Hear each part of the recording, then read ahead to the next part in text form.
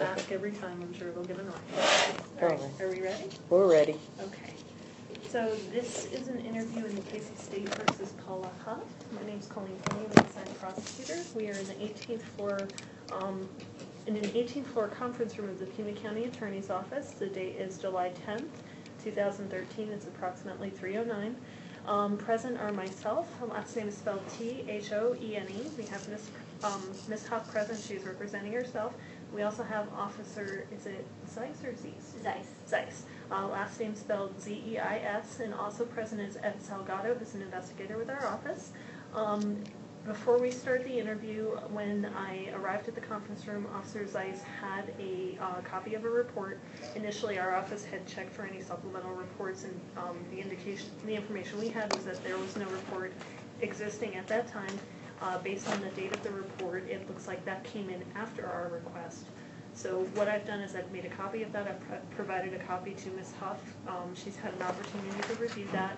We will not be doing a formal disclosure receipt, but we have it on tape, and she does have a copy. And with that, Ms. Huff, if you want to go ahead and do your interview. Okay, I'll just ask you the same questions I've asked everyone. Okay. Let's see, are you under oath right now? No, I'm not. Okay. Do you have any opening statements about my case at all? No, ma'am, I don't. Okay, and have you received any training in Title 36, Section 28, the medical marijuana laws? No, I have not.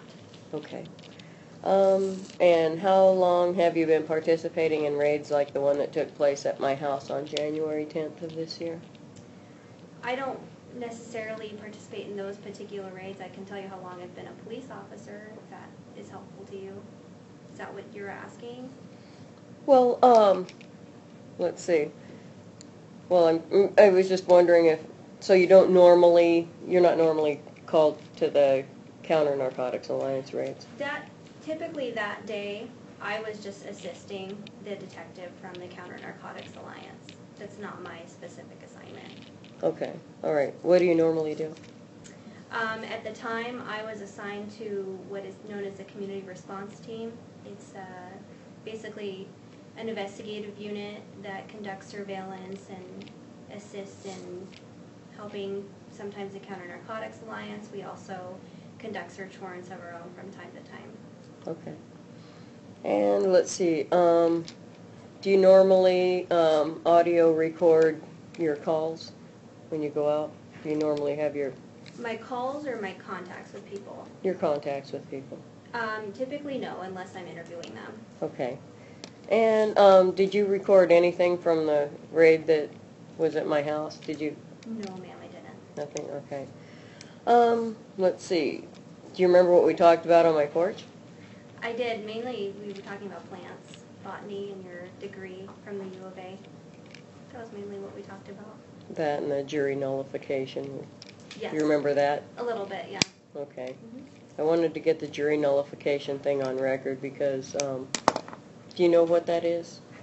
It's not specifically. If you could refresh my memory as to what we were talking about. It's the last line of defense against tyranny. It's where a jury can find someone innocent, whether or not they broke the law or irritated the state by bending a statute or whatever. They can find you innocent by reason of the law is unjust. And so, like, locking people up for growing a plant, for instance, isn't really all that fair. And so a jury would have the option to say, oh, yeah, okay, she grew a plant, but the law is wrong, and so we're not going to convict. They have a right to do that, and judges very, very rarely instruct juries about that. That was, Okay. I remember talking about Yeah. that. So, let's see,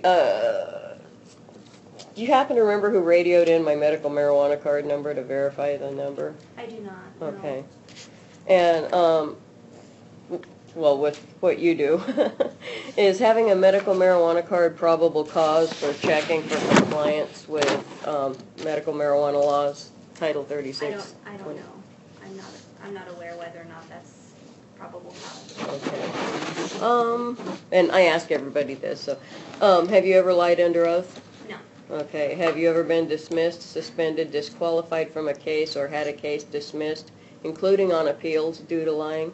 No, I have not. Okay, do you have any closing statements? I do not. Okay, and do you feel like my arrest took a criminal off the street? Took a criminal off the street?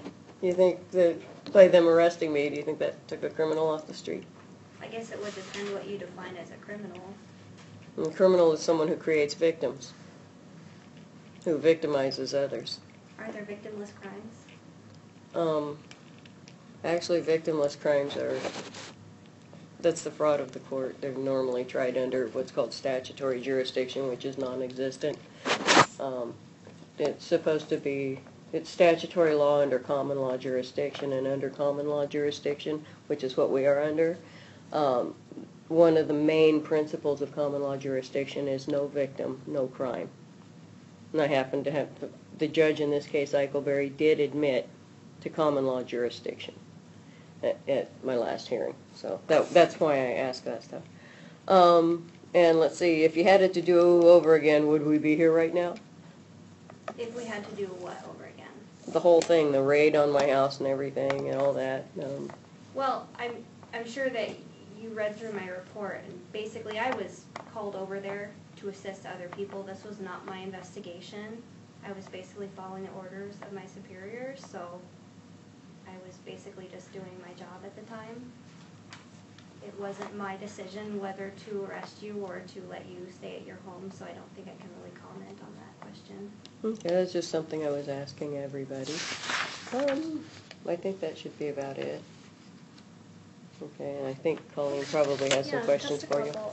So, you've had a chance to look at your report before the interview, right? Yes, I did. And in reviewing the report, did it appear accurate, or was there anything you felt that you need to change, add, correct, anything like that? One thing that I just would want to notate is that during my contact, Ms. Huff, you had mentioned earlier before we started the recording that you were standing on your front porch naked with me that whole time. I just would like to add that several times during my contact with Ms. Huff, I explained to her that I would have no problem going with her into her residence so she could get clothes. And I explained to her that we would not be searching for evidence when I went in there. I would literally just be going in there to have her put some clothes on. And she several times said that she did not want to and that she was fine standing out there in a towel, which is how she was dressed at the time. So that's really the only thing that I need to add. Why wouldn't anyone give me a police blanket when I asked for one? I don't recall you asking for one. I was just standing there in a towel freezing my butt off and not asking for anything to cover myself with. I was just curious as to why nobody would give me a police blanket, and also, well, you're out there with me for a long time and everything, and, you know, we talked a lot and everything, and I was just curious why they wouldn't do that, why they'd want me to stand out there for that length of time uncovered. And also, like I had told you before when we were standing outside, as a police officer, you're allowed to lie to me, but I am not allowed to lie to you. And I also used to work for the police. I was a transcriptionist for years. I did not tell you that outside of my house because I wasn't going to give any of you any information because I did nothing unlawful. But it's a really common trick that cops pull. I'm just going to walk in with you while you get dressed, but the second you as a police officer set foot in my house, the rest, that whole SWAT team outside, that whole paramilitary SWAT team outside would have rushed my house. Mm-hmm. That's why I wouldn't allow you to just walk inside while I got dressed. My clothes were 10 feet inside the door on that chair that we could see. And with me being naked, there's no way I'm going to be able to, you know, pull out a gun and start shooting y'all. Besides, once you got in my house, you saw that my guns were safely stored away. And so, just so you know, that's why I'm not an idiot. I wasn't standing there just happily naked on my porch in that freezing cold. It was that I didn't want a bunch of cops rushing my house with no warrant. I didn't want to be violated in that kind of fashion, and I'm sure that you understand. So I just wanted to clear that up with you, that's why. So don't be running around telling people that, oh my gosh, you wouldn't even let me in the letter get dressed. It wasn't that. I didn't want a paramilitary team of guerrillas, tearing my house apart, which is ultimately what ended up happening anyway.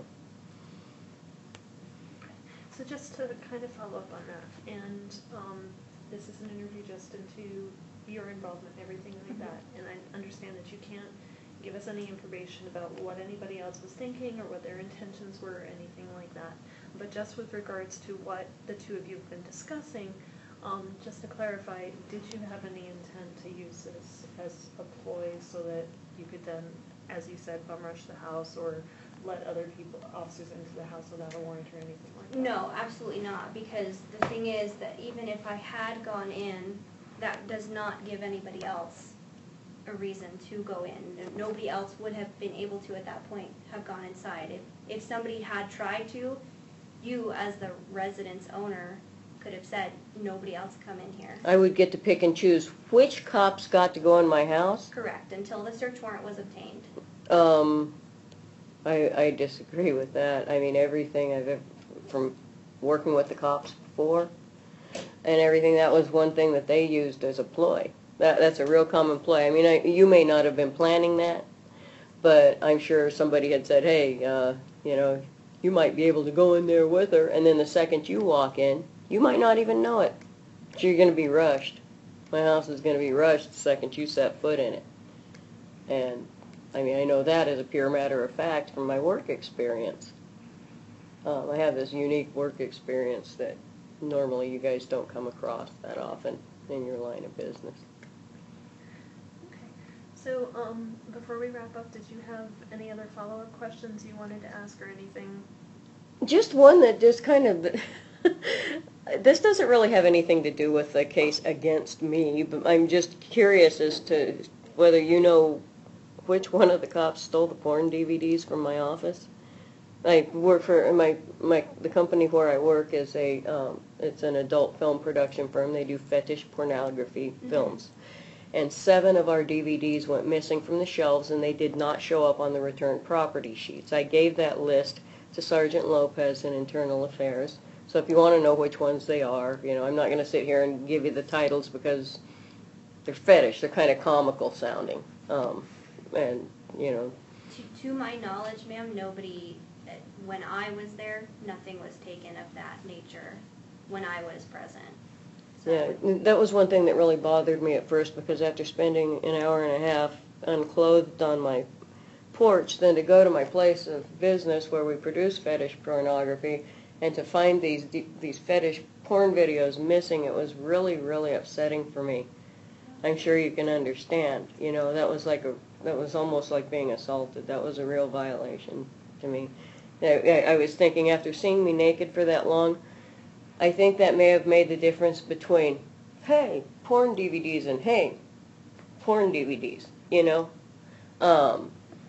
And from the police reports, it almost sounds like the office was torn apart before my house, or like it was searched while they were waiting for a search warrant, is what it sounds like.